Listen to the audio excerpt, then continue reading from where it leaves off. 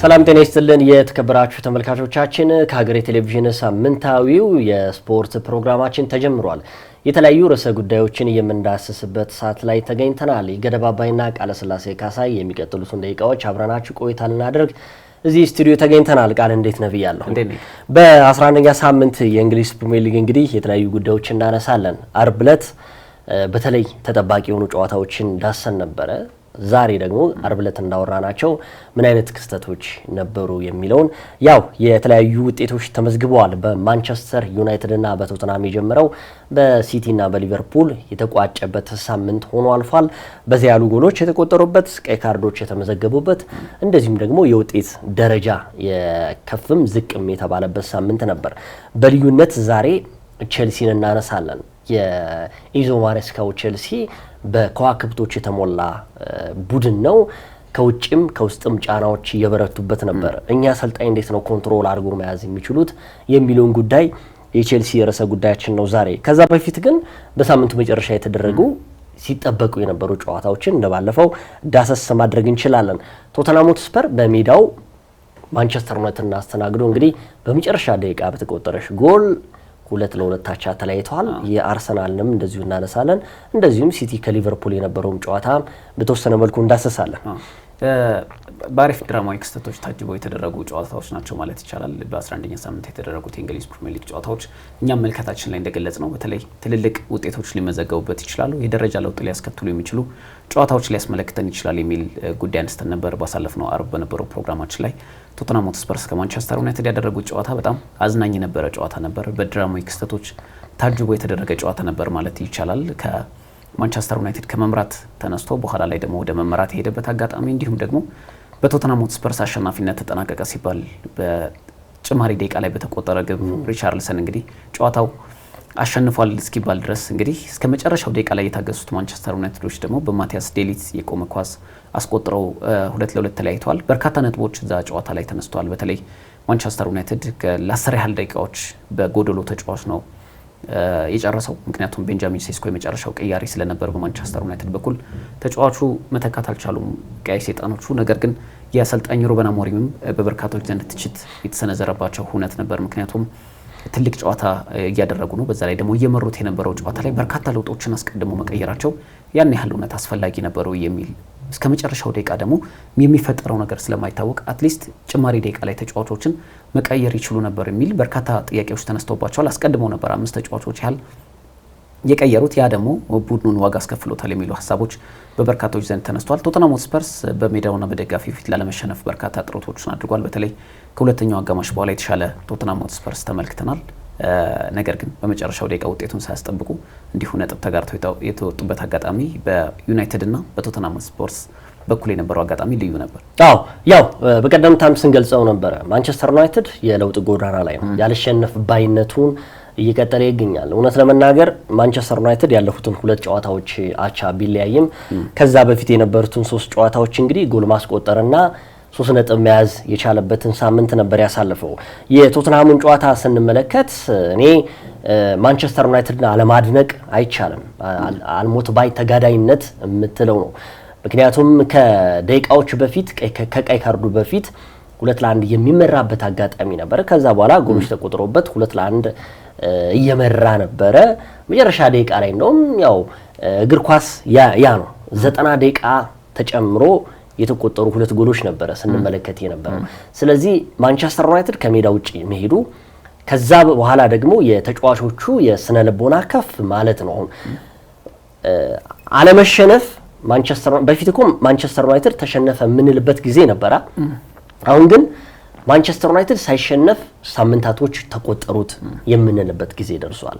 ይሄ ደግሞ ከሜዳ ውጪ ሲያደርጋቸውም ኦልድ ትራፎርድ ላይ ያደረጋቸውንም ጨዋታዎች በብስለት በብቃት የለውጥ ጊዜም እየመጣበት ይመስለኛል። እንደውም ለአሰልጣኝ ሩበን አሞሪም ትልቅ እኔ ስኬት ነው የምለው በአንድ ወር ውስጥ ወይም በ3 ሳምንታቶች ውስጥ ይሄ የዓለም አቀፍ ጨዋታዎች መኖር እፎይታ እየፈጠረላቸው ይገኛል። ከሰንደርላንድ ጨዋታ በፊት የነበረው ማንቸስተር ዩናይትድ እና ከሰንደርላንድ በኋላ ያለው ማንቸስተር ዩናይትድ ፍጹም የተለያየ ነው። ከዛ በኋላ የነበረው ከእረፍት ሰሞን በኋላ የመጣው ማንቸስተር ዩናይትድ ሙሉ በሙሉ ተቀይሮ የመጣ 3 ነጥቦችን ይዞ ወደ ረፍት የሄደበት ማንቸስተር ዩናይትድ ነበር። አሁንም ማንቸስተር ዩናይትድ ራሱን ወደ ሽግግር እያመጣ መሆኑ አንዱ ማሳያ በቶተንሃሙ ጨዋታ ላይ ማሳየት ነው የምንችለው። ምክንያቱም ባለፈው ዓመትም ቶተንሃም አሸንፎት ነበረ ማንቸስተር ዩናይትድ። እንደውም አሰልጣኝ ሩበን አሞሪም በጣም ትልቅ ቀውስ ውስጥ የገቡበትም ጨዋታ ነበረ በቶተንሃም ተሸንፈው። አሁን ግን እንኳን ማንቸስተር ዩናይትድ ሊሸነፍ ይቅርና አቻ እንኳ ሲወጣ ደጋፊዎቹ የሚበሳጩበትም ሆኗል። 3 ነጥብ ማግኘት የሚገባቸውን አስጠብቆ የመውጣት ነው የሪቻርልሰን ጎል። እውነት ለመናገር ለማንቸስተር ዩናይትድ ደጋፊዎች የምትቆጭም የምታንገበግብም ናት። 3 ነጥብ ይዘው ጨርሰው ሌላኛውን ሳምንት በሚጠብቁበት ደቂቃዎች ውስጥ ነው ሪቻርልሰን ያስቆጠረባቸው። ለቶተንሃም ግን ምንም ጥያቄ የለውም ጥሩ ውጤት ነው ልትለው የምችለው ከሜዳቸው ላይ እንደመሆናቸው። አሰልጣኝ ደግሞ ቶማስ ፍራንክ ያለባቸውን ጫና በአውሮፓ ሻምፒዮንስ ሊግ ላይ ጎል አስቆጥረው ወደ ማንቸስተር ዩናይትድ መመለሳቸው ትንሽ እፎይታ ሰጥቶታል። በአጠቃላይ 4 ጎሎች የተቆጠሩበት የቶተንሃም ሆትስፐርና የማንቸስተር ዩናይትድ ጨዋታ ቀልብ የገዛ ጨዋታ ነበረ። የምሽቱን የአርሰናልና የሰንደርላንድን ጨዋታ በብዙ መልኩ የነበረበት ይህ ጨዋታ ለብዙዎች እጅግ አስደሳች ነበረ። ጎሎች ነበሩት፣ አልሸነፍ ባይነት በሁለቱም በኩል። አሰልጣኝ ሚካኤል አርቴታ በተወሰነ መልኩ ስህተት የሰራበት የተባሉበት አጋጣሚ ነው። 2-2 የተለያዩበት ጨዋታ ነው።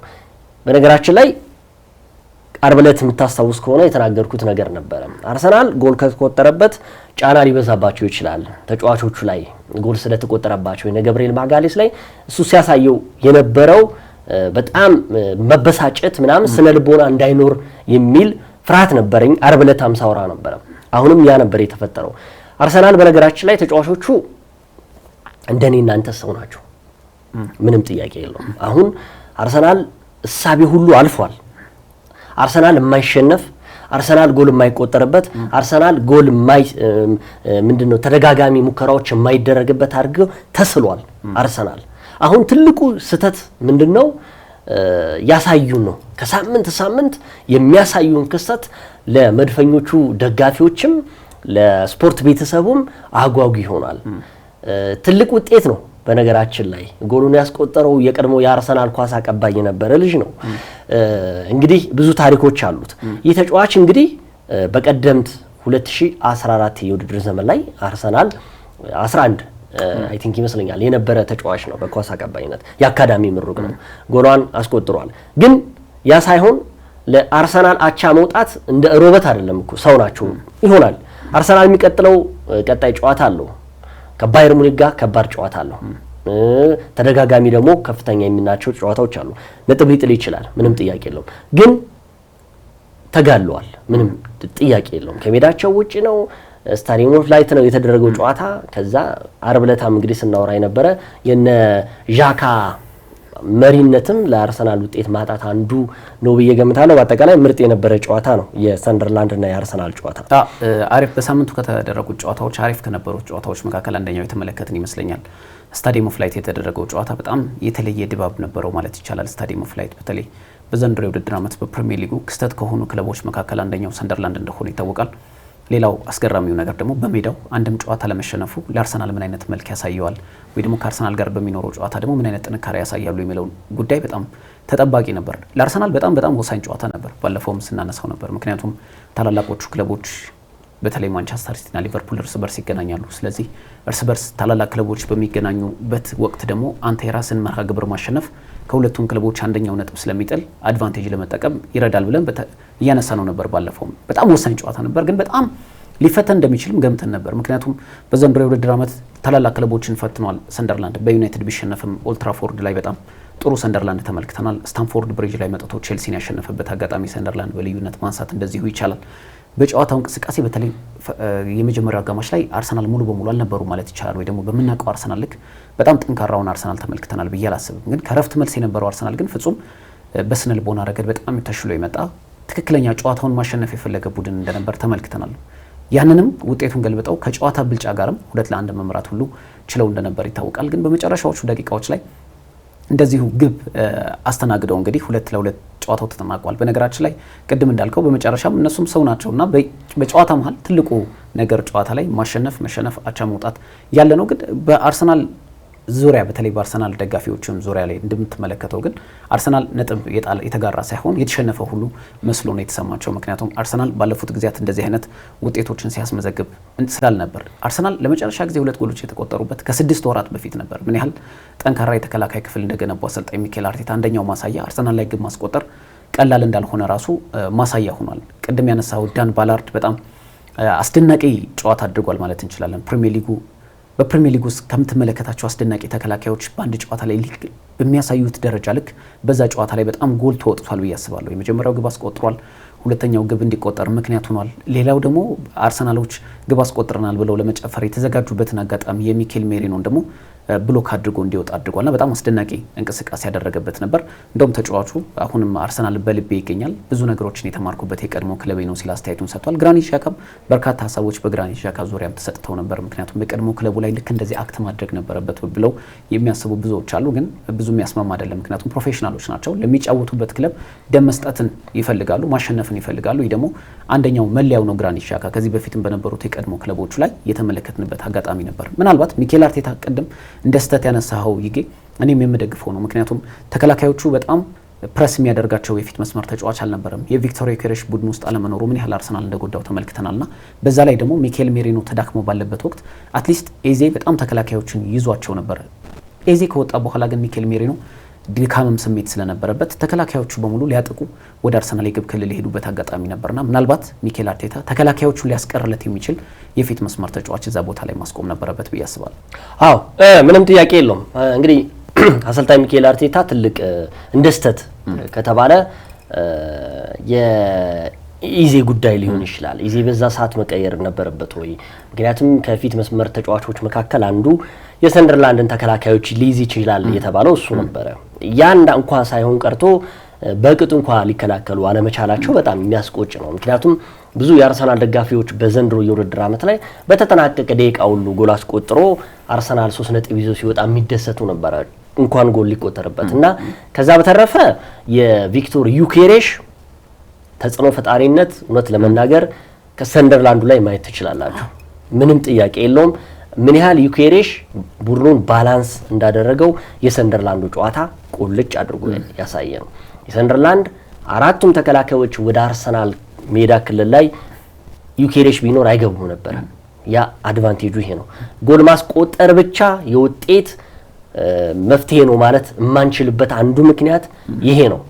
ምክንያቱም ዩኬሬሽን 3 እና 4 ተጫዋቾች ሲይዙት ሌሎቹ ጎል የሚያስቆጥሩበት ምክንያት ይሄ ነው ለአርሰናል። ስለዚህ ምንም ጥያቄ የለውም ዩኬሬሽ ሙሉ በሙሉ አርሰናልን ቅዳሜ ዕለት ጎርቶታል ብዬ ገምታለሁ። ግን አሰልጣኝ ሚኬል አርቴታ የተቻላቸውን አድርገውታል። ምንም ጥያቄ የለውም። 3 ነጥብ ማግኘት የሚገባቸውን ደግሞ በተጠናቀቀ በሽረፍራፊ ሰከንዶች ጎል መቆጠሩ በጣም አግባብ አልነበረም ነው የብዙዎቹ የአርሰናል ደጋፊዎች።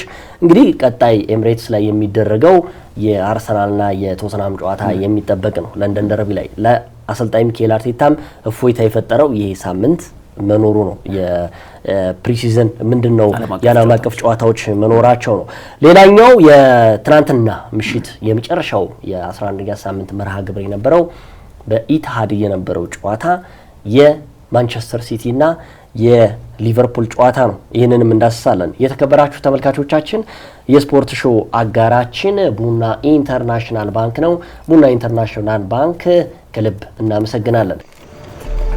የዛሬን ተስፋ ይበልጥ ለማጥበቅ በአዲስ ሐሳብ ለመሻሻል ያሰቡትን ለማስፋት ውጥንን ለማሳካት ይበልጥ ልቆ ለመገኘት ያሰቡ መላ ይፈልጋሉ። እነሆ ለብርቶች የአቦል ዲጂታል ብድር አገልግሎት ቀረበ።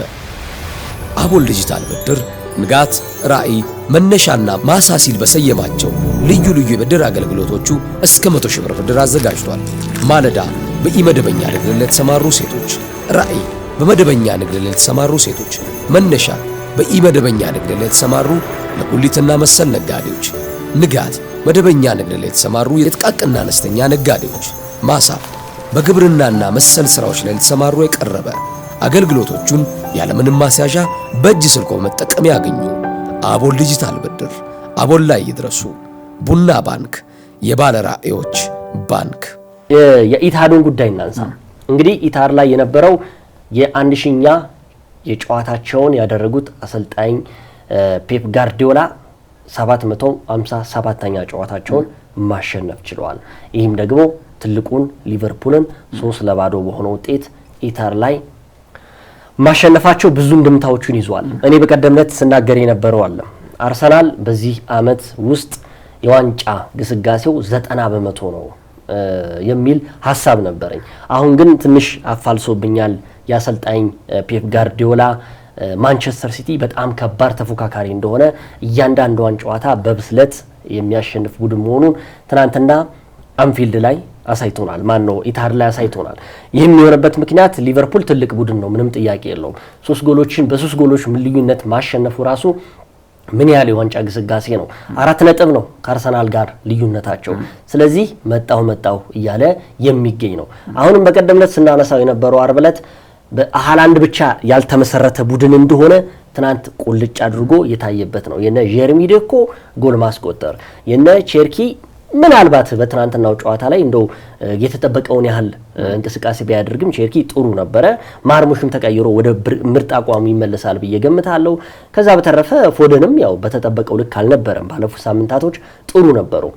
ሊቨርፑልን ለ5ኛ ጊዜ በፕሪሚየር ሊጉ እንዲሸነፍ ያደርገው ያሰልጣኝ ፔፕ ጋርዲዮላው ማንቸስተር ሲቲ ነው። የትናንትናውን ጨዋታ ስናነሳ ይሄ ምንድነው ለዋንጫ ግስጋሴ ምን ያህል መንገድ እንደከፈተላቸው ነው። አሰልጣኝ ፔፕ ጋርዲዮላ ከጨዋታው በፊት ህዳር ወር ላይ ፕሪሚየር ሊጉን ያነሳ የትኛውም ክለብ የለ ሲሉ ተናግረዋል። ይሄ ማለት እንግዲህ አርሰናል ላይ ትልቅ ጫና እየፈጠሩበት ነው የሚገኙት። ብዙዎቹ አርሰናል በዘንድሮ የውድድር ዓመት ላይ ፕሪሚየር ሊጉን የማሸነፍ እድሉ ሰፊ ነው ሲሉ ይገኛሉ። እሳቸውም አልካዱ። ነገር ግን አሁን ህዳር ላይ ቁጭ ብለን የግንቦቱን የዋንጫ ማግኛ ቦታውን አሁን ማንሳት አንችልም ነው ሲሉ የነበሩት። ስለዚህ እኔም የምጋራው ይሄንን ነው። ግን አሁን ላይ ሊቨርፑል በኔ እይታ ከዋንጫ ውድድር ውጪ የሆነ ይመስለኛል። አሁን ላይ ስለ ዋንጫ አሸናፊነቱ ህዳር ላይ ባላነሳም ዋንጫ እንደማያገኝ ግን ሊቨርፑል ህዳር ላይ መተንበይ ይችላል። ምክንያቱም አርሰናልም ሆነ ማንቸስተር ሲቲ ከዚህ በኋላ 10 እና 11 ነጥብ ይጥላሉ ብዬ አልገምትም። አሁን በጣም ሊቨርፑል እየራቀ መሄዱን ተከትሎ ነው። ስለዚህ ሲቲ የዘንድሮ የአርሰናል ተፎካካሪ ይሆናል ብዬ ገምታለሁ። ባለፈውም ብለናል። ሲቲ በተለይ ከቡድን አጋር በቡድን ውስጥ ያለው ስሜት በተለይ ከዚህ በፊት አሰልጣኝ ፔፕ ጋርዲዮላ እንደ ቲም የሚሰሩትን ቡድን ካስመለከቱ ከኤርሊንግ ሃላንድ ጥገኝነትን የሚያላቀቁት ከሆነ የተሻለ ቡድን ይሆናል የሚል ሀሳብ ሰጠን ነበር። ምክንያቱም በዘንድሮ የውድድር ዓመት ኤርሊንግ ሃላንድ በርካታ ጎሎች ማስቆጠሩ ሌሎች ቡድኑ በሱ ጥገኛ ሆኗል የሚሉ ሀሳቦች በበርካቶች ዘንድ ይሰጡ ነበር። ግን የምታስታውስ ከሆነ በተለይ የካራባኦ ዋንጫ ጨዋታዎችን የአውሮፓ ሻምፒዮንስ ሊጎችን ምሳሌ አድርገን ደግሞ በተለይ የነ ራያን ሼርኪ ወደ ጥሩ አቋም መመለስ፣ የነ ፊል ፎደን ወደ ግብ አስቆጣሪነት መመለስ ቡድኑን የበለጠ ሊያግዘው ይችላል የሚል ሀሳቦችን እየሰጠን ነበር። እውነት ለመናገር ትላንትና ሲቲ ትክክለኛ የዋንጫ ተፎካካሪ ቡድን እንደሆነ አሳይቷል፣ በሚገባ አሳይቷል ብዬ አስባለሁ። ሊቨርፑልን በዛ ልክ መብለጡ እኔ በጣም አስገርሞኛል። እውነት ለመናገር ሊቨርፑል በዚህ በዘንድሮ የውድድር ዓመት በጣም ደካማው ሊቨርፑል የተመለከትኩት እኔ ትላንት ኤቲሃድ ላይ የነበረው ሊቨርፑል ይመስለኛል። ሊቨርፑል በዘንድሮ የውድድር ዓመት በርካታ ጨዋታዎችን ተሸንፏል። 4 የፕሪሚየር ሊግ ተከታታይ ጨዋታዎችን ተሸንፏል። ግን በእንቅስቃሴ ደረጃ ይህን ያክል አስከፊ የምንለው እንቅስቃሴን አላደረገም። ግን በትላንቱ የነበረው ጨዋታ ላይ ግን እጅግ በጣም ተዳክሞ የተመለከትነው ሊቨርፑል የትላንቱ ይመስለኛል። ሲቲ እውነት ለመናገር ለፍጹምነት የቀረበ በጣም የተሻለ ቡድን ነበር ማለት እንችላለን። የመከላከል ክፍሉ በጣም የተደራጀ ነበር። የአማካይ ስፍራ ተጫዋቾች እነ ኒኮ ጎንዛሌዝ እና በርናርዶ ሲልቫ በጣም የአማካይ ክፍሉን በሚገባ የሊቨርፑልን የአማካይ ክፍል ሰብረውታል ማለት ይቻላል። በፊት መስመር በኩል ኤርሊንግ ብራውት ሃላንድ ግባያስ የፍጹም ቅጣት ምት ቢያባክንም በኋላ ላይ ወደ ግብ ማስቆጠሩ ተመልሷል። ግን ጀረሚ ዶኩ እንቅስቃሴ እጅግ አስደናቂ ነበር። አጠቃላይ በቡድን ደረጃ ማንቸስተር ሲቲ በጣም የተሻለ ሆኖ የተመለከትንበት ነበር። በርካቶች ማንቸስተር ሲቲ በዘንድሮ የውድድር ዓመት ወጥ አለመሆኑ ምናልባት ሊጎዳው ይችላል የሚሉ ሀሳቦች ይሰጡ ነበር። ግን በርካታ የተጫዋቾች ጉዳት ያጋጠመው ክለብ እንደሆነ ይታወቃል። ሲቲ አጠቃላይ ወደ አንድ ቡድን መንፈስ እየመጣ ከሄደ ደግሞ የተሻለ ጠንካራ እንደሚሆን ደግሞ ግልጽ ነበር። ምክንያቱም በዘንድሮ የውድድር ዓመት በቶተንሃም ሆትስፐርስ በብራይተን ሲሸነፍ፣ በአስቶን ቪላም እንደዚሁ ሲሸነፍ ያልተጠበቀ ስለነበር ለሲቲ ማለት ነው። ግን በዘንድሮ የውድድር ዓመት ትላንት እኛም አለን ካጠገባችሁ ነን ወይ ደግሞ እውነተኛ የዋንጫ ተፎካካሪ ነን የሚል መልእክት ለአርሰናል የሚያስተላልፉበት ጨዋታ ነበር ማለት እንችላለን። በጨዋታ እንቅስቃሴ ረገድ ሊቨርፑል ስለ ሊቨርፑል እንደ አንድ ጠንካራ ጎን ልታነሳው የምትችለው የዶሚኒክ ሶቦዝ ላይ በጨዋታው ላይ የነበረው በብቸኝነት የነበረው ድንቅ እንቅስቃሴ ካልሆነ በስተቀር ሊቨርፑል ሙሉ በሙሉ በሚባል መልኩ በትላንቱ ጨዋታ ላይ ባለፉት 2 ጨዋታ በአስቶን ቪላና ሪያል ማድሪድ የተመለከትነው ሊቨርፑል አልተመለከትንም። ይህ ደግሞ በሊቨርፑል በዘንድሮ የውድድር ዓመት የዋንጫ ጉዞ ላይ በጣም ትልቅ አደጋ ሊጥል እንደሚችል ባለፈውም እያነሳ ነው ነበር። ምክንያቱም አርሰናል ይህንን ጨዋታ አላሸነፈም እንጂ ከዚህም በበለጠ መልኩ ከሊቨርፑል ጋር ያለው የነጥብ ልዩነት የሚሰፋበት እድል እንደነበር ይታያል። አሰልጣኝ ፔፕ ጓርዲዮላ ስናነሳ አሰልጣኝ ፔፕ ጓርዲዮላ በጣም አስገርሞኛል በዘንድሮ የውድድር ዓመት ከራሳቸው ይልቅ ስለ አርሰናል የሚሰጡት አስተያየት በጣም በርከት ብሎብኛል። በተለይ ባሳለፍነው ሳምንት የሰጡት አስተያየት ግን ምናልባት ፔፕ ጓርዲዮላ የስነ ልቦና ላይ ጫና ሊፈጥሩ የሚችሉ አስተያየቶች በመስጠት ይታወቃሉ። ግን ባለፈው ያሉትን ለአርሰናል ተጫዋቾች ምናልባት ከተጠቀሙበት ትልቅ መነሳሻ ሊሆን ይችላል ብዬ አስባለሁ። አርሰናል የወቅቱ ሻምፒዮን አይደለም። አርሰናል የምንገጥመው የወቅቱ የፕሪሚየር ሊጉ ሻምፒዮን ሊቨርፑልን ነው። አርሰናል ሻምፒዮን አይደለም በዘንድሮ የውድድር ዓመት ሲሉ ተጫዋቾቹን ምናልባት ሊያነሳሳ የሚችል አስተያየት የሰጡ ይመስለኛል። ባለፉት ሳምንታት አርሰናል አንድ ቀን ግብ ሊቆጠርበት ይችላል። ስለ አርሰናል በተደጋጋሚ የተለያዩ አስተያየቶችን ስለ ሚኬል አርቴታም ስለ ቆሙ ኳሶችም ሲሰጡ ነበር። ግን ሻምፒዮን አይደለም ማለታቸው ምናልባት ለተጫዋቾቹ እንደ ጥሩ መነሳሻ ሊሆን ይችላል። አንዳንድ ጊዜ ባሳለፍነው ሳምንትም እንደተመለከትነው ነው ላሚን ያማል ለባርሴሎና ለሪያል ማድሪድ ተጫዋቾች ዲስሪስፔክት ያደረገበት መንገድ ተጫዋቾቹም ራሳቸው እንደተናገሩት ምን ያህል እንዳነሳሳቸው ተመልክተናል። በጨዋታው ላይም ቴንኪዩ የሚል መልእክቶችን አስተላልፈውለታልና ምናልባት ፔፕ ጓርዲዮላ ስለ አርሰናል የሚሰጧቸው አስተያየቶች በርከት ቢሉ ባለፉት የሰጧቸው አስተያየቶች ግን ለመነሳሻነት ሊጠቅማቸው ይችላል ብዬ አስባለሁ። እኔ እንደውም በተቃራኒ ተጽዕኖ ነው ይመስለኛል። ምክንያቱም ማውረድህ እኮ ነው ሻምፒዮን እኮ ማውረድህ አሁን እንዳልሆኑ ሲሰማቸው እነዚህ ተጫዋቾች ከዚህ በፊት ብዙ አስተያየቶች ይሰጣሉ። አሁን ግን ሻምፒዮን አይደላችሁም ሲሉ እያንዳንዱ ጨዋታ ላይ ምን ያህል ያንን ነገር ለማሳካት ሊያነሳሳቸው ይችላል ብዬ አስባለሁ። አይ እሳቸውማ ዝቅ ለማድረግ ነው። ሻምፒዮን ካልሆነ ቡድን ጋር ነው የምንጫወተው ማለት እኮ ሻምፒዮን ያልሆነ ቡድን ነው፣ ዝቅ ያለ ቡድን ነው። ለዚህ ነው መነሳሻነት መጠቀም ነው። ዝቅ እየተባልክ መነሳሻ የለማ። አሁን እኮ አሰልጣኝ ፔፕ ጋርዲዮላ በእግር ኳስ ዘመናቸው ነግሬያለሁ። እንግዲህ 1000 ጨዋታዎችን የመሩ ታላቅ አሰልጣኝ ናቸው። ብዙ ኤክስፒሪየንስ ያላቸው አሰልጣኝ ናቸው። እኛ ሀገር እኮ ቀኔ ነው ይባላል እኮ አንዳንድ ጊዜ ሁሉ ነገር ስትናገር እኮ ቀኔ ነው ይባላል። ስለዚህ እኛ አሰልጣኝ ሊቨርፑል ሻምፒዮን የሆነ ቡድን ነው የምንገጥመው ማለት ምርጥ ቡድን ነው፣ ከሻምፒዮን ቡድን ጋር ነው የምንጋጠመው ማለት ትልቅ ደረጃ እየሰጠ ነው። ሊቨርፑል ዘንድሮ ውድድር ዓመት ላይ ጥሩ የውድድር ዓመት ባያሳልፍም እያሳለፈ ባይሆንም ነገር ግን ሻምፒዮኑ ሊቨርፑል ነው፣ ምንም ጥያቄ የለውም። ሻምፒዮን ካልሆነ ቡድን ጋር ነው ማለት እኮ የዛሬ 23 እና 24 ዓመት ሻምፒዮን የሆነ ቡድን ነው። ይሄ ማለት ለተጫዋቾቹ ምንም ማነሳሻ አይሆንም። እንደውም ምናልባት አንዳንዴ ኔጌቲቭ ንግግሮች በጣም ወደ ፖዚቲቭ የምትቀይራቸው ከሆነ ለመነሳሻነት በጣም ይጠቅማሉ ብዬ አስባለሁ። አሁን ባለፈው በጣም ዲስሪስፔክት አደረጋቸው ላሚን ያማል። አንዳንድ ምሳሌ የተቀረብኩ የቅርብ ጊዜም ስለሆነ ነው። ልክ ተጫዋቾቹ በጣም ብስጭት ውስጥ ገቡ። ሪያል ማድሪድን በእንደዚህ በ18 ዓመት ወጣት ተጫዋች ልክ እንደዛ ዲስሪስፔክት ሲደረግ ማየት ለተጫዋቾቹ ትልቅ ነበር። አሁንም በጨዋታው ላይ የነበራቸው ወርክ ሬት በጣም ሃይ ነበር። ለአርሰናል ተጫዋቾች ይሄ መናገራቸው ኔጌቲቭ ነገር እንደሆነ ያው ያሰልጣኙ ንግግርም ያሳብቃል። ግን አትሊስት ተጫዋቾቹ ራሳቸውን ለመነሳሻነት ለመጠቀም ግን ምናልባት የተሻለ እድል አድርገው ያጠራለባቸው ሲጀመር ይኸውልህ ላሚን ያማል ይለያያል። ላሚን ያማል ያላቸው ማድሪዶቹ ሌቦች ናቸው ነው። ይሄ ማለት ግልጽ የሆነ ስድብ ነው እኮ። ያ ያበሳጫል። እንኳን ተጫዋች ሆነ ደጋፊውንም የሚያበሳጭ ነው። ይሄኛ ሙሉ በሙሉ እኮ ስድብ ነው እኮ የላሚን ያማል ለሪያል ማድሪድ። ይሄኛው የፔፕ ጋርዲዮላ ግን አስተያየት ምንድነው? ሻምፒዮን ያልሆነ ቡድን ማለት እንዴት ሊያነሳሳ ይችላል? ሻምፒዮን እንድትሆን ያደርጋል። እኔ አሁን እሱ ነው ከተጠቀሙበት እሱ ነው። አሁን ሻምፒዮን አይደላችሁም እያላቸው ነው። ስለዚህ የሊጉ መሪ ናቸው። አሁን ይሄንን የእሳቸው ንግግር በርካታ ጊዜ የተለያዩ አስተያየቶችን ይሰጣሉ። ግን አንዳንድ ጊዜ በጣም ኔጌቲቭ የሚመስሉ ኮሜንቶች አንተን ለማነሳሳት ይጠቅማሉ ብዬ አስባለሁ። ይገና ምናልባት በዚህ የውድድር ዓመት ራሳቸውን ለማሳየት ከፔፕ ጋርዲዮላ የተሻለ ንግግር አለ ብዬ አላምንም። አይ ይሄው እኔ በተረዳሁት ልክ ነው። አሰልጣኙ በብዙ ነገሮች እንደውም እኮ መጀመሪያ የሚሰጡት እኮ ህዳር ላይ ሻምፒዮን የሆነ ቡድን የለም ነው ያሉት እኮ።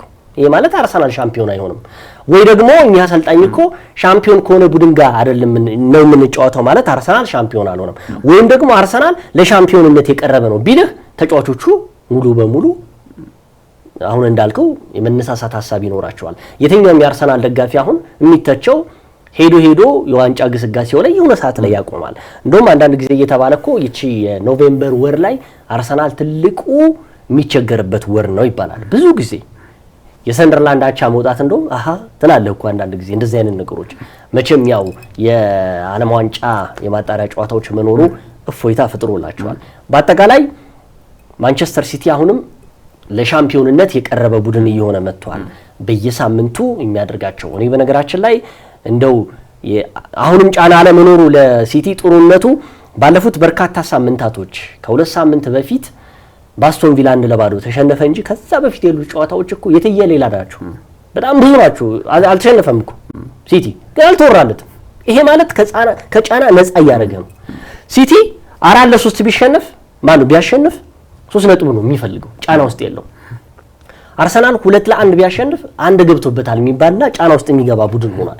ስለዚህ ተቃራኒ ሆኗል የአርሰናል ጫናና የሲቲ ጫና። ይሄ ደግሞ በተጫዋቾቹም በአሰልጣኙም ላይ ስነ ልቦና እያሳደረ ይገኛል።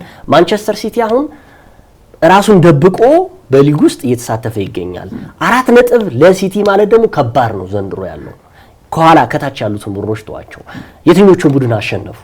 ሳምንት ዕለት 4 ጎሎች ያስቆጠረው በርንማውዝ ላይ ነው።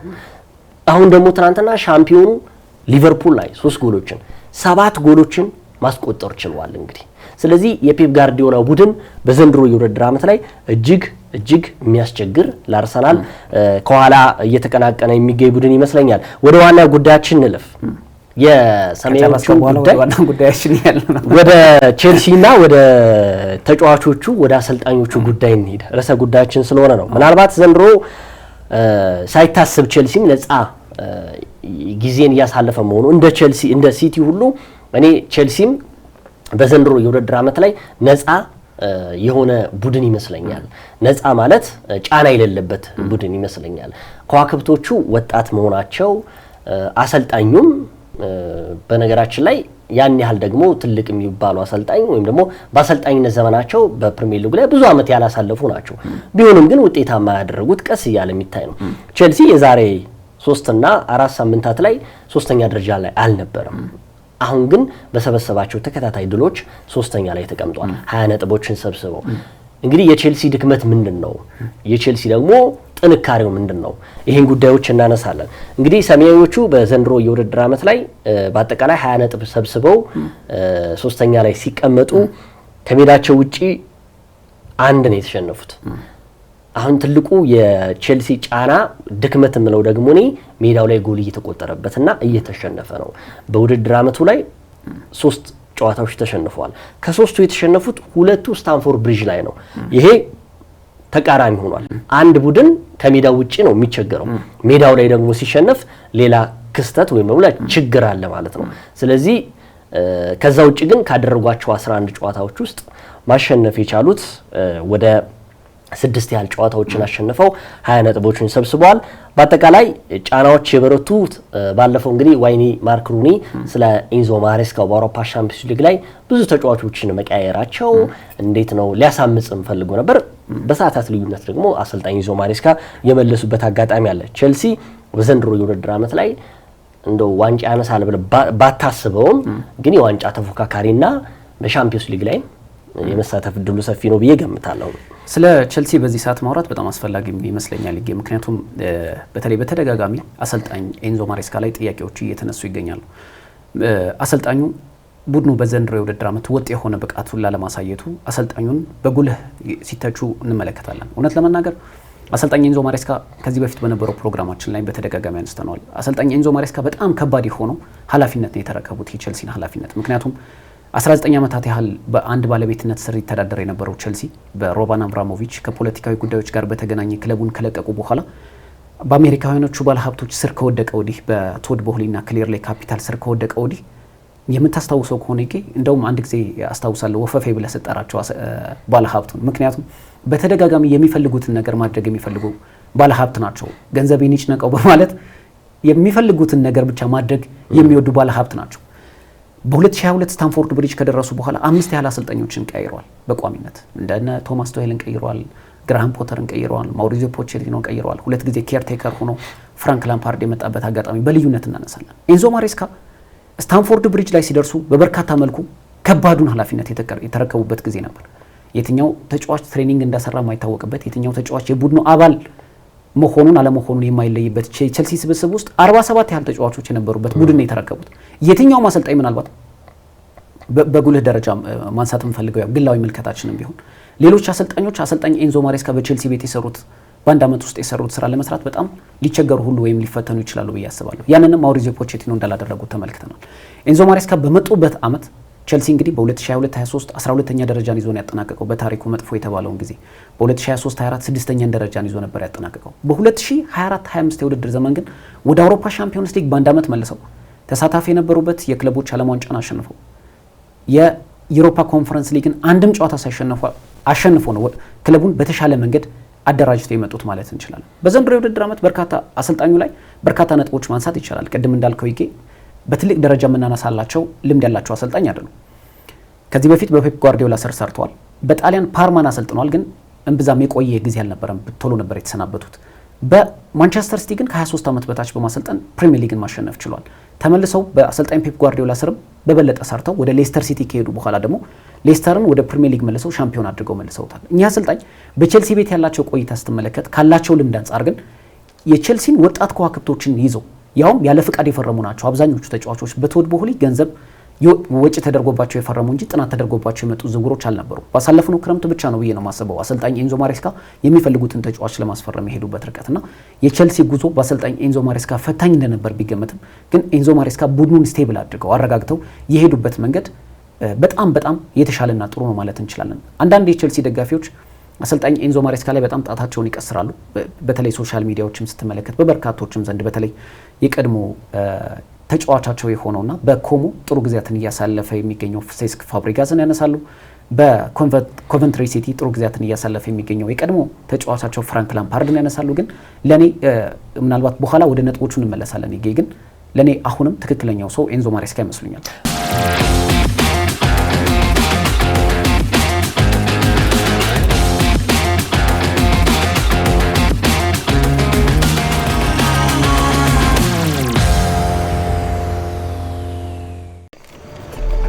የዛሬን ተስፋ ይበልጥ ለማጥበቅ በአዲስ ሐሳብ ለመሻሻል ያሰቡትን ለማስፋት ውጥንን ለማሳካት ይበልጥ ልቆ ለመገኘት ያሰቡ መላ ይፈልጋሉ። እነሆ ለብርቶች የአቦል ዲጂታል ብድር አገልግሎት ቀረበ። አቦል ዲጂታል ብድር ንጋት፣ ራዕይ፣ መነሻና ማሳ ሲል በሰየማቸው ልዩ ልዩ የብድር አገልግሎቶቹ እስከ 100 ሺህ ብር ብድር አዘጋጅቷል። ማለዳ በኢመደበኛ ንግድ ለተሰማሩ ሴቶች፣ ራዕይ በመደበኛ ንግድ ለተሰማሩ ሴቶች፣ መነሻ በኢመደበኛ ንግድ ለተሰማሩ ለጉሊትና መሰል ነጋዴዎች፣ ንጋት መደበኛ ንግድ ለተሰማሩ የጥቃቅንና አነስተኛ ነጋዴዎች፣ ማሳ በግብርናና መሰል ስራዎች ላይ ለተሰማሩ የቀረበ አገልግሎቶቹን ያለምንም ማስያዣ በእጅ ስልኮ መጠቀም ያገኙ። አቦል ዲጂታል ብድር አቦል ላይ ይድረሱ። ቡና ባንክ፣ የባለ ራዕዮች ባንክ።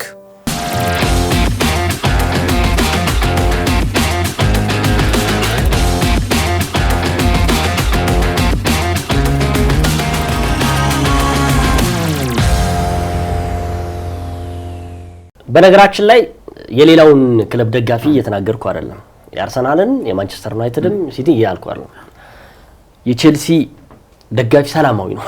ቅድም ስናው ነው የምሬ ነው ማለት ቼልሲ የተረጋጋ ቡድን በፕሪሚየር ሊጉ መቼም በጣም አዝቅት ውስጥ የገባበት ጊዜ ነበር ከአንድና ከሁለት ዓመት በፊት የነበረው። ያሁኑን ቼልሲ ደግሞ ከዛ አውጥተው ለዚህ ያሻገሩት ታላቅ አሰልጣኝ ናቸው ኤንዞ ማሬስካ። የዓለም የክለቦች ዋንጫ ማለት የዓለም ዋንጫ ነው። በአጠቃላይ ዓለም ላይ የሚገኙ ክለቦች የተሳተፉበት ዋንጫ ነው። ያ ከኮንፈረንስ ሊግ የአሸናፊነት ስሜት ውስጥ ቀጥታ ወደ ዓለም ክለቦች ዋንጫ የገቡበት ነበር። እንዳስታውሰው ከሆነ ኤንዞ ማሬስካ ማን ነበር የገጠሙት? በእንደዛ ጊዜ በአውሮፓ ሻምፒዮንስ ሊግ ላይ ፍጻሜ ተፋላሚ የነበረና ዋንጫ ያነሳውን ፒኤስጂን ያሸነፉበት ዘመን ነው።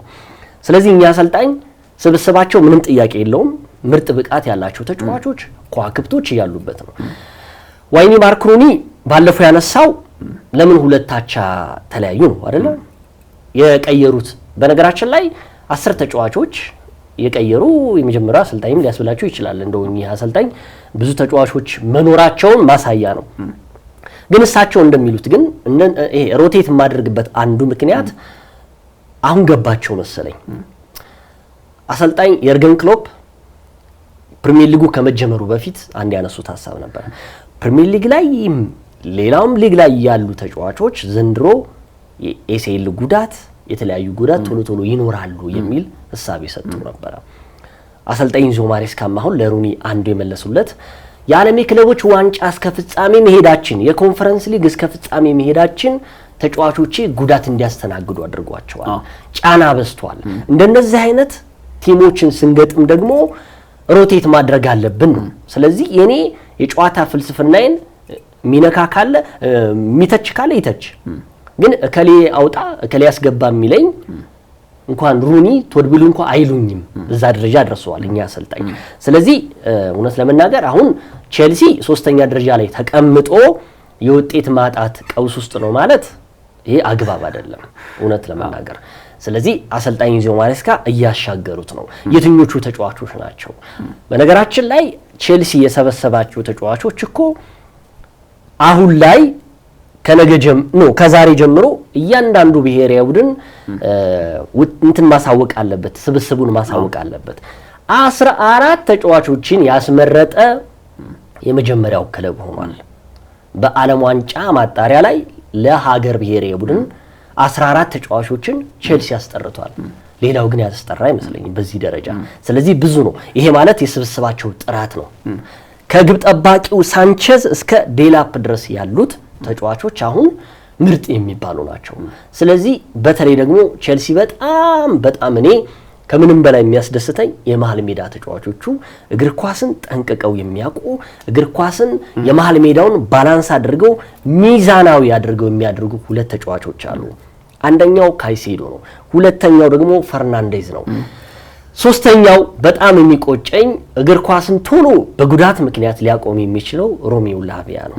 በጣም የሚያሳዝነኝ ልጅ በነገራችን ላይ በዓለም እግር ኳስ ላይ በመሃል ሜዳው ላይ አሁን እንደውም እኔ ከሳውዛምፕተን ሲመጣ በእርግጠኝነት ቼልሲ ላይ በጣም አንጸባራቂ ይሆናል ከሚሉ ሰዎች መካከል አንዱ ነበርኩኝ። ግን 777 ቀናቶችን አልተጫወተም በጉዳት ምክንያት። በቼልሲ ቤት 9 ያህል ከባባድ ጉዳቶችን አስተናግዷል። ኢንዞ ማሬስካ ግን ያን ሁሉ ችለው ነው ይህን ተጫዋች የወደፊት ራዕዩ ነው። ገና 22 ዓመቱ ነው። ብዙ ነገሮች ደግሞ ቢገርም ነበር። ከጉዳት በኋላ ካገገመ በኋላ እኮ ቼልሲ ውስጥ የሚያሳየው ብቃት እኮ ድንቅ ብቃት ነው። ስለዚህ ቼልሲ የዘንድሮ የውድድር ዓመቱ ላይ ምንም ጥያቄ የለውም፣ የሚታማ ቡድን አይደለም። እንደው የቼልሲን የዘንድሮ ጉዳይ እንመልከት። አንዱ የተጫዋቾችና ጎል የማስቆጠር ሂደቱ ነው። ቅድም እንዳልኩ ከሜዳው ውጪ 5 ጨዋታዎችን አድርጓል። ሜዳው ላይ ደግሞ 6 ጨዋታዎችን አድርጓል። በፕሪሚየር ሊጉ 20 ነጥብ ነው የሰበሰበው። 10 ነጥብ ከሜዳው ውጪም ሜዳው ላይ አድርጓል። 21 ጎሎች አስቆጥሯል። ቼልሲ ዝቅተኛ ነው ልንለው እንችላለን። ከአርሰናል አንጻር ነው ከመሪው እየነገርኩ ያለሁት። ከዛ ውጪ ከአርሰናል በመቀጠል ከቆሙ ኳሶች ጎልን የሚያስቆጥረው ሌላኛው ቡድን ቼልሲ ሆኗል። ይህንንም ማንሳት እንችላለን። በአጠቃላይ ዘንድሮ አንድ ፔናልቲ ነው ቼልሲ ጎል ያስቆጠረው። ከ21 ጎሎች አንዱ በፍጹም ቅጣት ምት መሆኑ ነው። ከዛ በተረፈ ጉዳቶች አሁን ትንሽ እያስቸገሩ ሊያም ዴላፕ መምጣቱ የተወሰነ በር ከፋች ነው። አሌሃንድሮ ጋርናቾን ማንሳት ያስፈልጋል። በነገራችን ላይ ባለፉት ሳምንታቶች ውስጥ ከማንቸስተር ዩናይትድ መጥቶ ይሄ ልጅ የፈለገውን ያህል ደረጃ አልደረሰም እየተባለ ትንሽ ነበረ። አሁን ግን ባለፉት 3 ሳምንታቶች ውስጥ ጎል ያስቆጥር እንጂ በአውሮፓ ሻምፒዮንስ ሊግ ያስቆጥሯል። ግን ለጎል የሚሆኑ ኳሶችን እንደ አሌሃንድሮ ጋርናቾ የሰጠ ተጫዋች የለም። በቀደምነት 3 ጎሎች ሲያስቆጥሩ 2ቱ የሱ ነበሩ። ድንቅ የሚባሉ የማግባት እድሎችን የፈጠረው እሱ ነው። ስለዚህ የአሌሃንድሮ ጋርናቾን ጉዳይ ነው። የሞይሰስ ካይሴዶ፣ የፔድሮ ኔቶንና የኢንዞ ፈርናንዴዝ የነሱ ሶስቱ ጥምረት ደግሞ በቼልሲ አብዮታዊ እንቅስቃሴ ላይ ከፍ አድርጎ የታየኝ ይመስለኛል። ምክንያቱም ቼልሲ የዘንድሮ የውድድር ዓመት ላይ ቅድም እንዳልኩ ሰላማዊ ነው ለደጋፊውም ለሁሉም። ስለዚህ የሰላም መንገድ እየተጓዘ ይገኛል። እኔ ከማርክ ሩኒ በተቃራኒ ነው የሚለው እኚህ ሰውዬ ጫና ውስጥ እንዲገቡ እያደረገ ይመስለኛል። ያው ይታወቃሉ። የቀድሞ የእንግሊዝ ብሔራዊ ቡድንም እንደዚህ ትልልቅ የፕሪሚየር ሊግ ተጫዋቾችም አሁን ተንታኝ ሲሆኑ ተጫዋቾች ላይና አሰልጣኞች ላይ ጫና በመፍጠር ነው የሚታወቁት። ስለዚህ የሩኒ ሀሳብ ተጫዋቾቹ አመጽ እንዲያስነሱ ፈልጎ ነበረ። ግን 3-0 ደግሞ ወልቭስን ሲያሸንፉ ዛሬ ደግሞ ምን አይነት ሀሳብ እንደሚሰጥ እንግዲህ እንጠብቃለን ብዬ ገምታለሁ። የቼልሲ ደጋፊዎች ቅድም ስቱዲዮ ከመግባታችን በፊት አይሞቃቸው አይበርዳቸው እያልክ ፈገግታ ሰላማዊ ናቸው። ምክንያቱም እውነት ለመናገር ባሳለፈው የውድድር ዓመት አሰልጣኝ ኤንዞ ማሬስካ ያሳኩት ስኬት ይሄ ምናልባት ለሁለተኛ ጊዜ እየተናገርኩት ሊሆን ይችላል። ግን አርሰናል ወይ ማንቸስተር ዩናይትድ አሳክተውት ቢሆኑ ነው ከዚህ በተሻለ መልኩ ይወራላቸው ነበር ብዬ አስባለሁ። አንድ ቡድን አንድ አሰልጣኝ አንድ ቡድን ሲረከብ ምንድነው መስፈርቱ? ለምሳሌ ያልተረጋጋውን ቡድን እንዲረጋጋ ማድረግ፣ አሁን የዘመናዊ እግር ኳስ የሚፈልገው ጥሩ እግር ኳስን እንዲጫወት ማድረግ ከተቻለ ደግሞ በየምትወዳደርባቸውን ዋንጫዎች ማሸነፍ ከዛ ደግሞ ቡድኑ ፕሮግረስ ሊያደገ እንዲሄድ ደግሞ በፕሮሰስ ውስጥ ማሳለፍ አንድ አሰልጣኝ ሊጠበቅበት ይችላል። አንድ ቡድን በተለይ ዝብርቅርቅ ያለ ቡድንን ሲረከብ ቼልሲ ደግሞ በብዙ ችግር ውስጥ ያለፈ ቡድን ስለነበር ከነዚህ ውስጥ አብዛኞቹን አሰልጣኝ ኤንዞ ማሬስካ አሳክተዋል። በነገራችን ላይ አሰልጣኝ ኤንዞ ማሬስካ በጣም ጥሩ እግር ኳስን የሚጫወቱ አሰልጣኝ ናቸው። ባሳለፍነው የውድድር ዓመት ቡድኑን ከዋንጫ ጋር አስታቅፈው ጨርሰዋል። በዘንድሮ የውድድር ዓመት እየመጡበት ያለበት ሂደት በጣም መልካም የሚባል ነው። እርግጥ እንደዚህ ስንል አሰልጣኙ በጣም ለቼልሲ አስፈላጊ ሰው ናቸው ብንልም በርካታ ግን አሰልጣኙ ማስተካከል ያለባቸው ጉዳዮችን ማንሳት ይቻላል። ለምሳሌ አሰልጣኙ አሁን ብዙ ተጫዋቾችን ሮቴት ያደርጋሉ በየጊዜው። በእርግጥ ያ ቡድኑ ወጥ እንዳይሆን አድርጎታል ብሎ በርካቶች ያነሳሉ። እኔም ከነሱ መካከል አንደኛው እስማማለሁ። ለምን በ16 ጨዋታዎች ከወልቭስ ጨዋታ በፊት በነበሩት 16 ጨዋታዎች 85 ያህል ተጫዋቾችን መቃየር ማለት ብዙ እምብዛም የተለመደ አይደለም። በማንቸስተር ዩናይትድ ግብ ጠባቂያቸው ሮበርት ሳንቼዝ ቀይ ካርድ በተመለከተበት ወቅት በ21 ደቂቃ ውስጥ 3 ተጫዋቾችን በመቀየር በእንግሊዝ ፕሪሚየር ሊግ የመጀመሪያው አሰልጣኝ ናቸው። እርግጥ ከብስለትም አንጻር አሰልጣኙ በየጊዜው ራሳቸውን እያሳደጉበት በሚሄዱበት ልክ የቡድኑን አወቃቀርም እያስተካከሉት ይሄዳሉ ብዬ አምናለሁ። ግን ተጫዋቾች በየጊዜው ሮቴት በሚያደርጉበት ጊዜ ቡድኑ ውጤት የሚያጣበት ወይ ደግሞ ወጥ ላለመሆኑ እንዳንድ ምክንያትነት ማንሳት ሊቻል ይችላል። ግን ይሄ ማለት አሰልጣኙ መጥፎ አሰልጣኝ ናቸው ወይ ደግሞ ጥሩ አይደለም ማለት ግን አንችልም። ለምሳሌ ባሳለፍነው ሳምንት አሰልጣኙን ከተቹ ሰዎች መካከል አንደኛው ነኝ። በተለይ በካራባግ ከነበረው ከአዘርባይጃኑ ክለብ ጋር የአውሮፓ ሻምፒዮንስ ሊግ 2-2 በተለያዩበት ጨዋታ ላይ 7 ያህል ተጫዋቾችን ቀይረው ገብተዋል በቋሚ 11 ውስጥ። ያ ለኔ በስተት መልክ ያየሁት ጨዋታ ነው። ምክንያቱም በመጨረሻው ሳምንት የሚገጥሙት በእንግሊዝ ፕሪሚየር ሊግ ወልቭስ ነው። ወልቭስ ደግሞ በፕሪሚየር ሊጉ የደረጃ ሰንጠረዥ 20ኛ ላይ የተቀመጠ ክለብ ነው። የዓለም አቀፍ ጨዋታዎች እረፍት አላቸው ተጫዋቾች። ከዓለም አቀፍ እረፍት ጨዋታዎች መልስ በአውሮፓ ሻምፒዮንስ ሊግ ባርሴሎና ነው የሚገጥሙት። ስለዚህ ከባድ ጨዋታ እያላቸው አትሊስት የካራባግን ጨዋታ ማሸነፍ ነበረባቸው የግድ ብዬ አስባለሁ። ያን ያህል ሮቴት ማድረግ አይጠበቅባቸው። ምክንያቱም ተደጋጋሚ ጨዋታ እንዳንለው የዓለም አቀፍ ጨዋታዎች እረፍት በመሃል ስላለ ማለት ነው። ሌላም ቡድናቸው የዲሲፕሊን ችግር እንዳለበት ይነሳል። ለምሳሌ በ9 ጨዋታዎች 6 ቀይ ካርዶችን መመልከት ማለት እንደ አንድ ትልቅ ቡድን አግባብ አይደለም። ያ ደግሞ ቡድንህን ምን ያህል ዋጋ ሊያስከፍል እንደሚችል ማሳያ ነው። ቸልሲ በዘንድሮው የውድድር ዓመት በጣም ጉዳት ከፈተኑት ቡድኖች መካከል አንደኛው። ለምሳሌ ወሳኙ ተጫዋች ኮል ፓልመር ባለፉት ሳምንታት እየተመለከት ነው አይደለም። በክለቦች ዓለም ዋንጫን ጨምሮ ባሳለፍነው የውድድር ዓመት 38 የፕሪሚየር ሊግ ጨዋታዎችን ያደረገው ሌቪ ኮልዊል በጉዳት በዘንድሮው የውድድር ዓመት በቸልሲ ቤት ውስጥ የለም።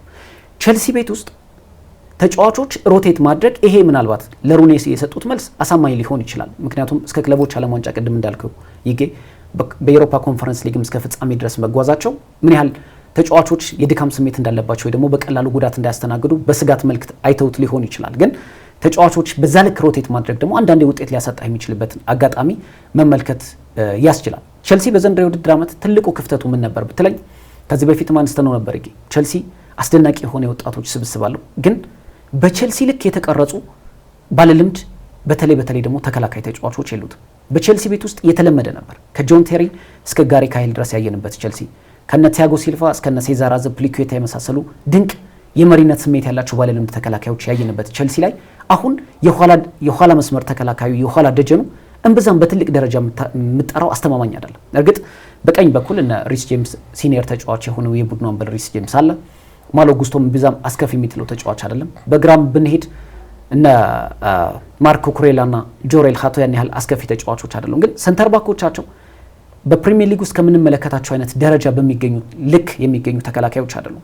አርሰናል ቤት ውስጥ የምጠራቸው እነ ጋብሪኤል ማጋሌሽ፣ ዊሊያም ሳሊባ፣ ሲቲ ቤት ውስጥ የምጠራው እነ ጆሽኮ ቫርዲዮል፣ ሩበን ዲያዝ፣ ሊቨርፑል ቤት የምንጠራው እነ ቨርጂል ቫን ዳይክ የመሪነት ስሜት ያላቸው ትልልቅ ተጫዋቾች ናቸው። ቸልሲ ቤት ውስጥ ይሄን ነገር አሰልጣኝ ኤንዞ ማሬስካ ማስተካከል የሚችሉ ከሆነ ግን እውነት ለመናገር ገና ሁለተኛ ዓመታቸው ነው በስታንፎርድ ብሪጅ። ስለዚህ ከዚህ የተሻለ ውጤት የማያስመዘግቡበት ምንም አይነት ምክንያት የለም ብዬ አስባለሁ።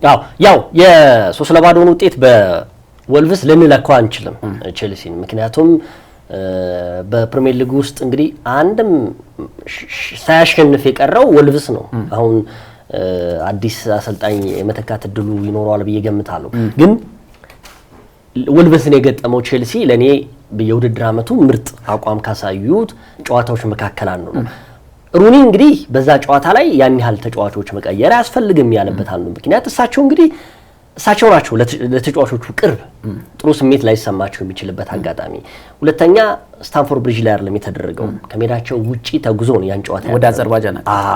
ስለዚህ የምንድነው የሚባለው ጉዞ እንግልትም ይገጥማቸዋል። ስለዚህ ጨዋታውን ቀለል አድርገው ማየታቸው ይመስለኛል እንጂ ያን ጨዋታ በትንንሽ ተጫዋቾችም እንደዚህ የማሸነፍ እድል ይኖራቸዋል ተብሎ ይገመታል። ግን አብዛኞቹ የጉዳት መንፈስ ውስጥ ነው የነበሩት ነው የሚሉት አሰልጣኝ ኢንዞ ማሬስካ። እንግዲህ ለተጫዋቾቻቸው ቅርብ የሆኑት ከኛም ከሩኒም በላይ ምንም ጥያቄ የለውም አሰልጣኝ ኢንዞ ማሬስካ ናቸው። እንደውም አንድ መረጃ አሁን እያየው ነበረ ተጫዋቾችን ምን ያህል እንግዲህ ያለ ቁርኝት ከፍ ማለት የእግር ኳስ ቴክኖሎጂ መሄዱ ማለፉ ተጫዋቹ እንደውም ኤአይ እኮ ባለፈው ሲል ነበር አይደል አንድ ተጫዋች አሁን ባለፈው ማን ነው የማንቸስተር ዩናይትድ የፊት መስመር አጥቂ አዲሱ የሼሽኮ ያን ጨዋታ ተቀይሮ ባይወጣ ጉዳት ያስተናግድ ነበር አይደል ኤአይ እኮ ነው የሚገርም ነገር የእውነቴን እኮ ነው ያን ያህል ነው እየተነበየ ያውልት። አሁን ደግሞ ትናንትና ከአርሰናል ከሰንደርላንዱ ጨዋታ በኋላ አርሰናል አሰልጣኝ ሚኬል አርቴታ የተናገሩት ኤአይ ሊጠቀም ነው ለተጫዋቾች ነው ያሉት እኛ አሰልጣኝ። እንግዲህ ይሄ ምንድነው የሚለው በቡድን ውስጥ ስላለው ታክቲካዊ ጉዳይ ስለ ተጫዋቾቹ ከዛስ ተጫዋቾች በግል ደረጃ ያለባቸው ወቅታዊ ሁኔታ ምን ያሳያል። ኤአይ አሁን ዘመኑ ረቋል እግር ኳስም ላይ ገብቷል። እንደውም በቀደመታ በዚህ ጉዳይ ላይ እኮ ሲወራ ነበር የቀድሞ የአርሰናል የሴቶች ክለብ አሰልጣኝ የነበሩት አሁን አሜሪካ የሚገኙት ስማቸው ሃርቭ ነው ሃርቭ እሳቸው ኤአይን ተጠቅመው 3 ጨዋታዎችን አሸንፌ ነበረ ግን ማልጠራው ማልናገረው 3 ቡድኖችን ኤአይ ተጠቅሜ አሸንፍ ያለው ብለዋል። ስለዚህ አሰልጣኝ ሚኬል አርቴታ አሁን ኤአይን እየተጠቀሙ ነው የሚገኙት። ይሄ ምንም ጥያቄ የለውም። ይሄ ቴክኖሎጂ ጋር ይሩበት ነውና ከዓለም አቀፍ ጨዋታዎች በኋላ አርሰናል በኤአይ የሚመራ ቡድን ይሆናል ብዬ ገምታለሁ ያለው ወቅታዊ ደረጃ ነው። ስለዚህ የአሰልጣኝ ኢንዞ ማሬስካ እና የተጫዋቾቹ ግንኙነት በጣም ዋይን ሩኒ እንደሚለው የተለያየ ሳይሆን የሚታመጽበት ሳይሆን ጥሩ ግንኙነት እንድምታ ያለው ነው።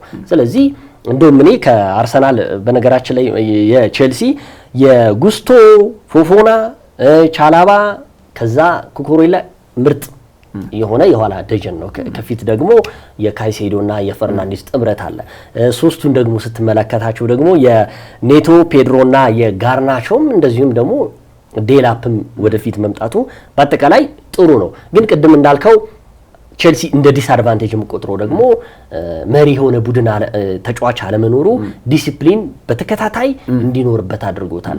እንደውም አንዱ የምትለው እኮ ለአራት ወራታችሁ በጉዳታ ተቀምጦ የነበረው ዴላፕ በመጣ በጨዋታ ውስጥ ቀይ ካርድ ሲመለከት እኮ የዲሲፕሊን ጉዳይ ነውና ኤአይ ለዚህ ነው ይጠቅማል ለእያንዳንዷም ጨዋታና እንደዚህ አይነት ነገሮች በጣም አስፈላጊ ናቸው ብዬ ገምታለሁ። አሁን የትኛው አሰልጣኝ ነው እውነት ለመናገር አሁን የምንጠራቸው አሰልጣኞች በርካታ አሰልጣኞች ዓለማችን ውስጥ አሉ። ግን የትኛው አሰልጣኝ ሊሆን ይችላል አሁን የቼልሲን ያ ሁሉ የወጣት ከዋክብት ስብስብ በእንደዛ መልኩ አደራጅቶ የሚመራ አሰልጣኝ ይኖራል ብዬ ነው ያላም እውነት ለመናገር በቼልሲ ቤት ውስጥ እንደ ቼልሲ ከዋክብት እንደሰበሰበ ቡድን እንብዛም መጥፎ ነገሮች የማትሰማበት ቡድን ማለት ቼልሲ ነው። በተለያዩ ክለቦች ተጫዋቾች ካለመሰለፍ ጋር በተገናኘ በርካታ ጥያቄዎችን ሲያነሱ ትመለከታለህ። አንዳንዴ ለአሰልጣኞች ሁሉ ክብር አለመስጠት ተጫዋቾች ሲያሳዩ እንመለከታለን። ባሳለፍነው ሳምንት እኮ ቶማስ ፍራንክን እና ሚኪ ቫን ደ ቬን እና ጄዲ ስፔንስ ያደረጉትን ተመልክተናል። በቼልሲ ቤት ውስጥ ይሄንን አትመለከትም። አሰልጣኝ ኤንዞ ማሬስካ ከአሰልጣኝ ፔፕ ጓርዲዮላ በትክክል የተማሩ አሰልጣኝ እንደመሆናቸው ማረጋገጫ የምታደርገው የመልበሻ ክፍሉን የያዙበት መንገድ እጅግ አስደናቂ ነው። ምክንያቱም ፔፕ ጓርዲዮላ የትኛውም ተጫዋች በሳቸው እቅድ ስር እንኳን ባይገኝ ያ ተጫዋች ግን አንድ መጥፎ ነገር ስለ ክለቡ እንኳን እንዳያወጣ በደንብ አድርገው ማኔጅ የሚያደርጉበት መንገድ አስደናቂ ነው። ኤንዞ ማሬስካ በጣም በትልቅ ደረጃ ማንሳትም ካለብን እነዚህን ወጣት ከዋክብቶች ማኔጅ ያደረጉበት መንገድ እጅግ አስደናቂ ነው። ቼልሲ በዘንድሮው የውድድር ዓመት በርካታ ኳሶችን ከሞከሩ የፕሪሚየር ሊጉ ክለቦች ቀዳሚው 62 ያህል ኦን ታርጌት ኳሶችን ሞክሯል ቼልሲ። አሁን ቼልሲ የማጥቃት ሂደቱ እጅግ አስደናቂ ነው። ምክንያቱም የአማካይ ክፍሉ በጣም የተረጋጋ ስለሆነ ለዛ ነው። አሁን የተከላካይ ክፍሉ ላይ በዘንድሮው የውድድር ዓመት በፕሪሚየር ሊጉ 11 ያህል ጎሎች ተቆጥረውበታል። 11 ያህል ጎሎች ማለት በተለይ ትልቅ ብለን እንደምታስበው ክለብ ለዋንጫ ተፎካካሪነት ስሜት አለው ብለን እንደምታስበው ቡድን ከዚህ በታች መቀነስ አለበት ብዬ አስባለሁ። ለዛም ነው ቀደም የመሪነት ስሜት ያላቸው ተጫዋቾች ማስፈረም አለበት ብለን የምናስበው። ስለዚህ አሁን የቼልሲ አካሄድ ከኤንዞ ማሬስካ ጋር በጣም ጥሩ በሚመስል መልኩ እየሄደ ነው። አሁን ሌላ አሰልጣኝ ቢመጣ አሁን ቼልሲ ቤት ውስጥ ያለው ነገር ከማኔጅመንቱን እንዴት እንዳቆሙት እኮ ተመልክተናል። ቶድ ቦህሊ እኮ የትኛውንም አሰልጣኝ ቶማስ ቱኸልን ያልሰሙ አሰልጣኝ ናቸው። ያው በቼልሲ ቤት ውስጥ የአውሮፓ ሻምፒዮንስ ሊግን ያሸነፈ አሰልጣኝ። ማውሪዚዮ ፖቼቲኖን በፓሪስ ሴን ጀርሜን ሻምፒዮን አሰልጣኝ ነው። ግን ግራሃም ፖተር በብራይተን ድንቅ ስራን የሰራ አሰልጣኝ ነው። በሳቸው ፍቃድ ግን የፈለጉትን አሰልጣኝ ማሰናበት የቻሉ ሰው ናቸው ቶድ ቦሊ። አሁን ግን በቼልሲ ቤት ውስጥ እንዲረጋጉ ካደረጓቸው ምክንያቶች አንዱ የአሰልጣኝ ኤንዞ ማሬስካ ቡድኑ በውጤት መንገድ ጎዳና ላይ እየተጓዘ ለመሆኑ ራሱ አንዱ ማሳያ ነውና ቡድኑን የያዙበት መንገድ አሰልጣኝ ኤንዞ ማሬስካ ምናልባት ሌሎች አሰልጣኞች ወደ ስታንፎርድ ብሪጅ ቢመጡ ለቁጥጥር የሚከብዳቸው ይመስላል። በርካታ ተጫዋቾች ከክለቡ የማይፈልጉትን አሰናብተው የሚፈልጓቸውን ብቻ ቡድን ውስጥ አስቀርተው እየሄዱበት ይገኛል። አሁንም ኤንዞ ማሬስካ ቅድምም እንዳነሳ ነው ባለልምድ የሆኑ ተጫዋቾች እዚህ ቡድን ውስጥ የሚያካቱ ከሆነ ግን በተሻለ መልኩ ይህን ቡድን መዋቀር ይችላል። አብዛኞቹ ተጫዋቾች ወጣቶች ናቸው። በፕሪሚየር ሊግ ውስጥ በእድሜ ጣሪያ አማካይ በጣም ወጣት የሚባለው የቼልሲ ቡድን ነው። አብዛኞቹ ተጫዋቾች እስከ 2031 እስከ 2030 የፈረሙ ናቸው። እነ ሞይሴስ ካይሴዶን ጨምረን ኮል ፓልመርን ብናነሳ፣ ስለዚህ ለረጅም ጊዜ ታቅዶ የተገነባ ቡድን እንደመሆኑ እነዚህን ተጫዋቾች አርሞ መሄድ የሚችል ግን ባለልምድ ተጫዋቾች እዚህ ቡድን ውስጥ ቢካተት አሰልጣኝ ኤንዞ ማሬስካ ቼልሲን የተሻለ ያደርጉታል ብዬ አምናለሁ። ያው ሩኒ ነው አሁን ማርክ እንደዚህ አይነት ነገሮች አዋራ ሲያስነሳ የነበረው ምንም ጥያቄ የለውም። የራሱ ቡድን አበጣጣው የቼልሲ አሁን ላይ ባለው ደረጃ እንደ ኤንዞ ማሬስካ እኔ ለቼልሲ የሚገባ አሰልጣኝ አለ ብዬ አልገምትም። ምክንያቱም ብዙ ስራ ፈታ አሰልጣኞች አሉ፣ ስራ የሌላቸው ስራ ውስጥ የማይሰሩ አሰልጣኞች አሉ። ነገር ግን አሁን እኛ እንደ ውይይት ነው እንጂ አሰልጣኝ ኤንዞ ማሬስካ የቡድን ቀውስ ውስጥ ነው ያሉት፣ የውጤት ቀውስ ውስጥ ናቸው ብለን አይደለም ውይይት እያደረግን ያለ ነው። ነገር ግን ጫና መፈጠር አለበት አሰልጣኙ ላይ ብሎ ስላወራ ነው ሩኒ። ግን እኔ ያው ቅድም እንዳልኩ የማልስማማበት ነው። አሁን ላይ ምርጥ አሰልጣኝ ከያዙ ቡድኖች መካከል ኤንዞ ማሬስካ አንዱ የቼልሲ አሰልጣኝ ናቸው። ምክንያቱም እንግዲህ በዚህ በርካታ ወራቶች ውስጥ እኛ አሰልጣኝ የራሳቸው የሚፈልጓቸውን ተጫዋቾች አምጥተዋል፣ ተክተዋል፣ ቡድኑን እየገነቡ ነው የሚገኙት። ከዛ በተረፈ ደግሞ ዋንጫ ምን እንደሆነ ደግሞ አውቀዋል። የዓለም ክለቦች ዋንጫንም የኮንፈረንስ ሊግም ያነሱ አሰልጣኝ ናቸው። ስለዚህ ለዋንጫ በጣም የቀረቡ አሰልጣኝ ናቸው። አሁን የቼልሲ ትልቁ ድክመት ቅድም ስናነሳ የነበረው የወጥነት ጉዳይ፣ ዛሬ ያሸንፋል ስትለው ነጥብ ሊጥል ይችላል፣ ዛሬ ደግሞ አይ ሊከብደው ይችላል ይሄ ጨዋታ ስትለው ደግሞ ሊያሸንፍ የሚችል ቡድን መሆኑ የማይተነበይ ቡድን መሆኑ ነው ለቼልሲ አስቸጋሪ የሚሆነው። በአጠቃላይ እንግዲህ በዛሬ ፕሮግራማችን ላይ የእንግሊዝ ፕሪሚየር ሊግ 11ኛ ሳምንት ጨዋታዎች እንዴት ይመስሉ ነበረ፣ ታላላቆቹን ቡድኖች በደንብ አድርገን ገመገምን። ከዛ በተረፈ ደግሞ ቼልሲ በዘንድሮ የውድድር ዓመት ላይ እያሳየ ያለው ወጥ ያልሆነ ብቃት ምንድነው የሚለውን ጉዳዮችን አነሳን። ከዛ በተረፈም ቼልሲ የውድድር ዓመቱን ጥሩ ጅማሮን አድርጎ በደረጃ ሰንጠረዡ 3ኛ ላይ ተቀምጧል። ሰፋ አድርገን ተመለከትን። ይገድባ አባይና ቃለ ስላሴ ካሳይ ከመላው የስቱዲዮ ፕሮግራም ባለሙያዎች ጋር ቆይታ አድርገን ሳምንት በሌላ ፕሮግራም እንመለሳለን። እስከ ሳምንት መልካም ሳምንት ይሁንላችሁ።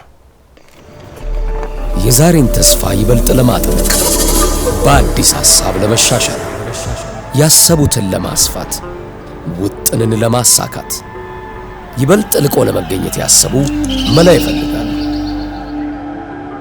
እነሆ ለብርቶች የአቦል ዲጂታል ብድር አገልግሎት ቀረበ። አቦል ዲጂታል ብድር ንጋት፣ ራዕይ፣ መነሻና ማሳ ሲል በሰየማቸው ልዩ ልዩ የብድር አገልግሎቶቹ እስከ 100 ሺህ ብር ብድር አዘጋጅቷል። ማለዳ በኢመደበኛ ንግድ ለተሰማሩ ሴቶች፣ ራዕይ በመደበኛ ንግድ ለተሰማሩ ሴቶች፣ መነሻ በኢመደበኛ ንግድ ለተሰማሩ ለጉሊትና መሰል ነጋዴዎች፣ ንጋት መደበኛ ንግድ ለተሰማሩ የጥቃቅንና አነስተኛ ነጋዴዎች፣ ማሳ በግብርናና መሰል ስራዎች ላይ ለተሰማሩ የቀረበ አገልግሎቶቹን ያለምንም ማስያዣ በእጅ ስልኮ መጠቀም ያገኙ። አቦል ዲጂታል ብድር፣ አቦል ላይ ይድረሱ። ቡና ባንክ፣ የባለ ራዕዮች ባንክ።